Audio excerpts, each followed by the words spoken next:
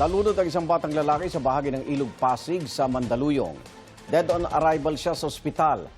Ay sa mga magulang ng bata, galing sa eskwelahan ng kanilang anak at nagkayayaan daw ng mga kaibigan na maligo sa ulan at sa ilog.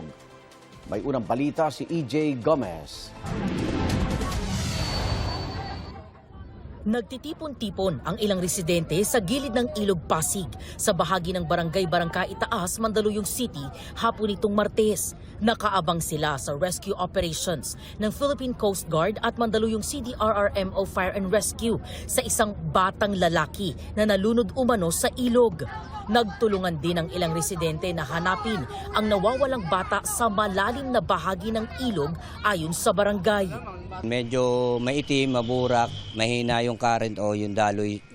And mababaw sa una, may mga bato. Pero pag mga siguro 2 hakbang, biglang lalim na siya hanggang dibdib na.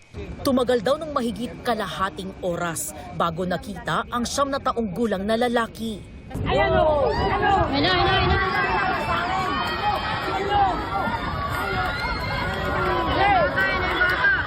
Pinagtulungan siyang buhatin para i-revive. Lumaban ka! Lumaban ka!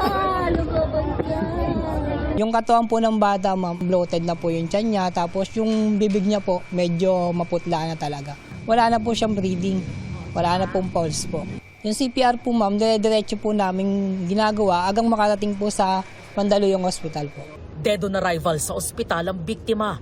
Tumangging humarap sa kamera ang mga magulang ng bata, pero kwento nila galing daw sa eskwelahan ng kanilang anak at nagkayayaan sila ng kanyang mga kaibigan na maligo sa ulan at sa ilog. Nalaman na lang daw nilang nalulunod na ang kanilang anak nang tawagin sila ng ilang residente. Ayon sa barangay, maraming insidente ng pagkalunod ang naitatala sa lugar. Pinapayuhan nila ang mga residente na huwag nang maligo sa ilog, lalo na ngayong tag-ulan. Ito ang unang balita. EJ Gomez, GMA News.